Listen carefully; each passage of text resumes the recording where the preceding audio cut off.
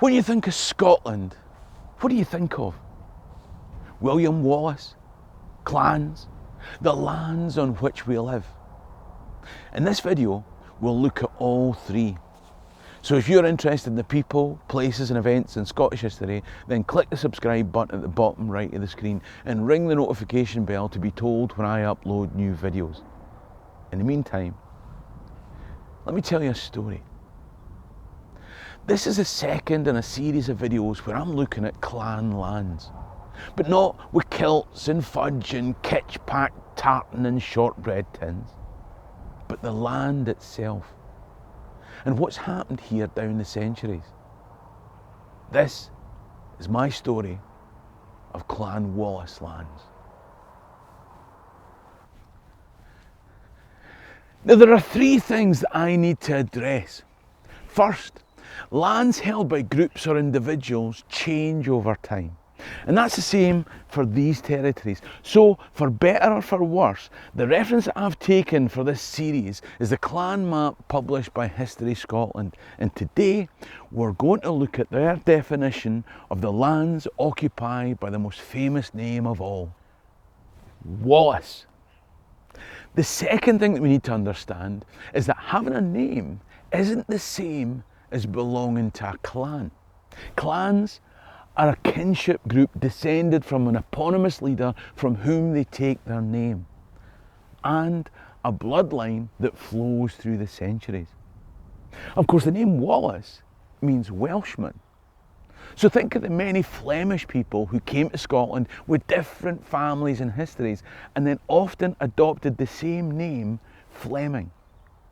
They didn't all come from the same root progenitor.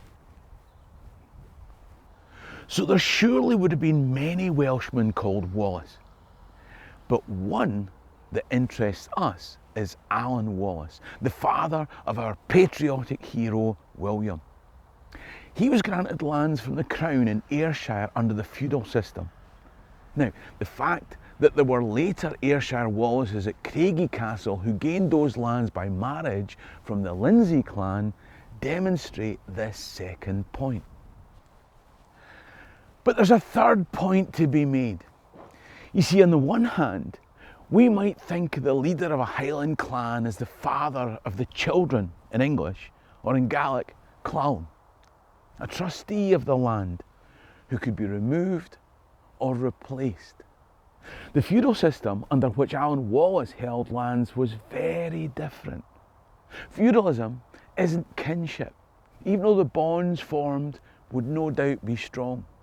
Two separate systems that at times and over time have become blurred and confused and sometimes intertwined. Here, William grew on Wallace lands. Now, I've made a video about 5 things that you won't know about William Wallace, and you can come back and click the link top right for that. But this video is not about William Wallace or a clan, but the lands and the people who lived on them. Now, there's too much to talk about in one episode.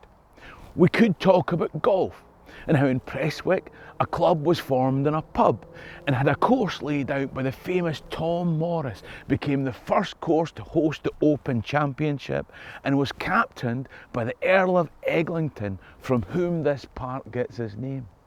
We could talk about Troon, a course more recently used for the Open. We could talk about Dundonald, the castle that was home to the Stuart dynasty and where I've made a video.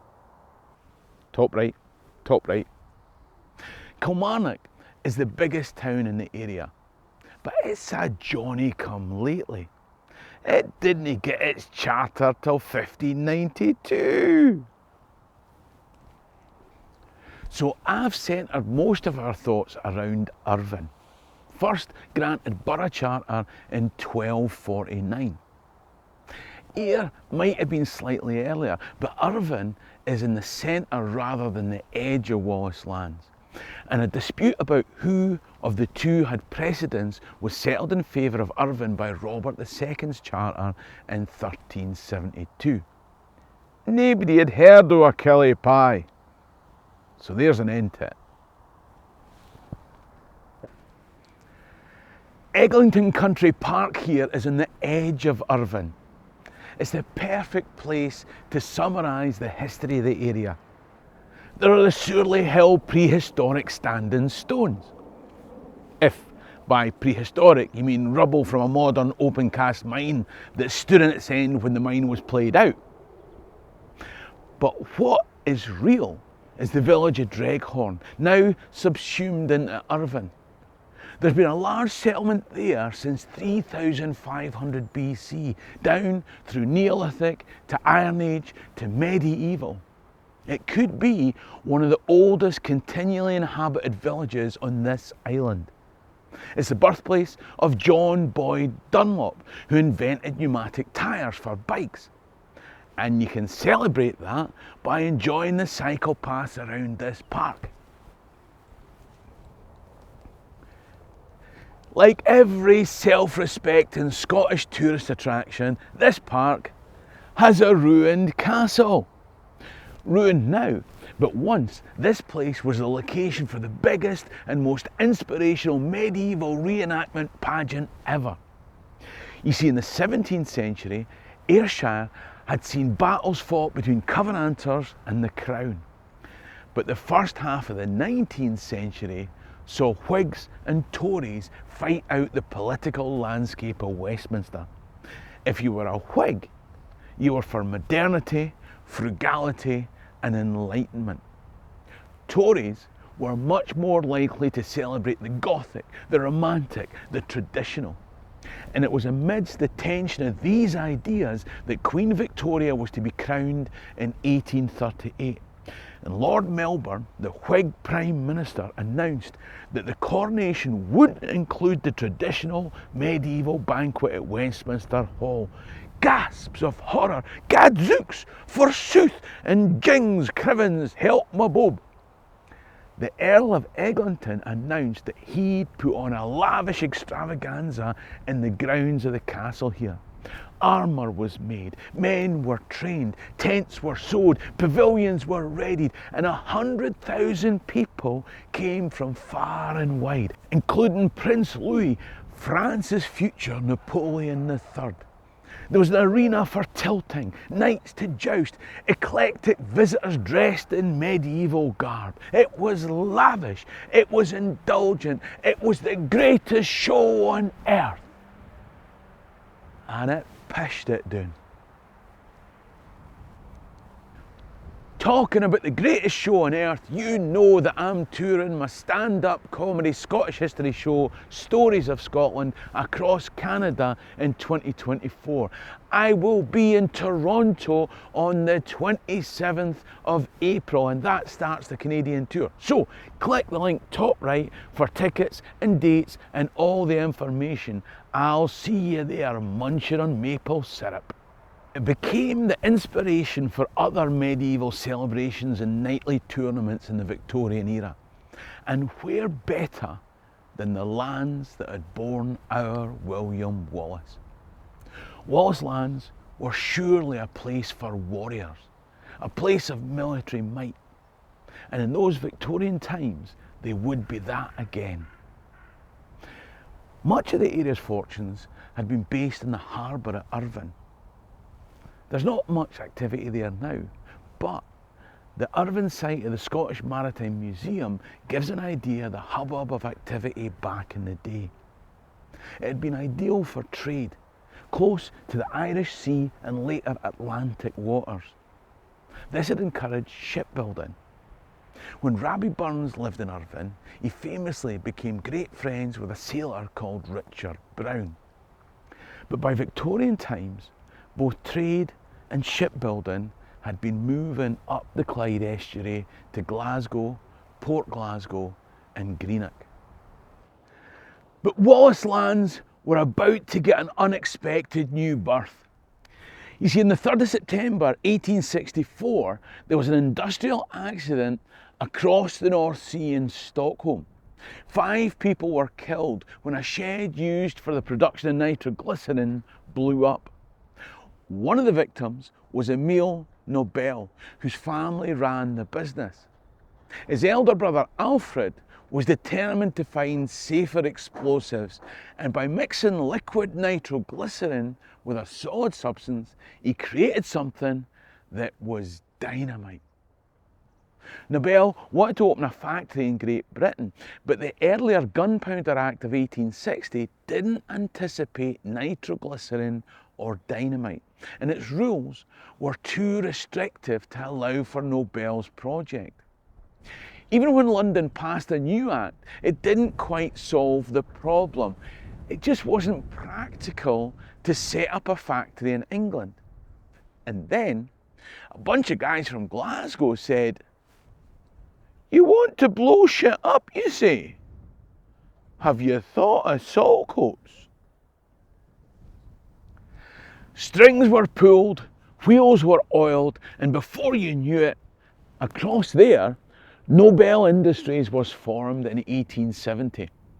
The Ardeer Peninsula was perfect for Nobel's factory, right on the coast and accessible for the shipping in the Firth of Clyde, close to Scotland's industrial heartland. Relatively isolated on a sandy peninsula where embankments could be raised to form a natural protective sandbag. Business boomed. That's right, the Scoto-Swedish enterprise blasted its way to success. First with dynamite, and then with new products like gelignite, gun cotton and cordite. The original 400,000 square metre factory site grew to over a square kilometre by 1882. By 1902, it covered 1.5 square kilometres with 1,200 people working there. The biggest explosives factory and exporter in the world. At its peak, 13,000 people worked on a site more than 8 square kilometres that had its own bank, its own travel agents, its own dentist, its own bus and train station shipping workers in and out to well-paid jobs that fueled the whole area's economy as explosives products were shipped out from Irvine's harbour. Of course, no boom lasts forever, and in the post-industrialised world, much of the site lies desolate, and the whole area suffered. There are always attempts at redevelopment. The 1960s saw Irvine designated as the last of Scotland's new towns, aimed at improving social conditions and housing. Bright new futures were no doubt imagined. But 60 years later, the Magnum Centre has come and gone. And the innovative science centre, called The Big Idea, built on the wasteland left by the explosives factory, generated thousands of visitors, until a science centre was built further up the Clyde in Glasgow. And now, the Big Idea lies empty. Of course, Lord Eglinton's Big Idea medieval pageantry proved to be a washout too. But today, the castle ruins and parklands give an environment for modern day leisure, and Wallace lands aren't completely done with technology and blowing shit up. Prestwick has an airport that might have needed saving by the Scottish Government, but it's home to Scotland's largest aerospace hub with advanced manufacturing and engineering. And don't forget, Elvis visited there before he flew to the moon. On the northern edge of Wallace Lands is Beath Munitions Depot. If you've followed the war in Ukraine, you'll have heard of Storm Shadow missiles. You might have heard of Tomahawk missiles, Spearfish torpedoes, assembled, stored, serviced and handled at Beath. We started with Scotland's most famous warrior. And I suppose over the years, the people of the Wallace lands have constantly been fighting to reinvent and reimagine, to deal with the challenges that economic cycles and technological change throw at them. And they're still here. In Scotland's 2014 independence referendum, only 4 of the 32 council areas voted in majority for freedom, Irvine was one of the places that did. So who knows? Maybe they've thrown off the shackles of feudalism, and it's that blood of a glorious Wallace ancestor that runs in their veins. Maybe they're a clan after all. Of course, there are other clan lands that have seen change over the centuries, and I've got a video with a fantastic example. You really should watch it. Just click the video link coming up on screen. Support the channel by clicking top right to become a Patreon member, or buy me a coffee in the description below. Ha mi yn doch ysgrifio lan Malayf. Cheery and drastic.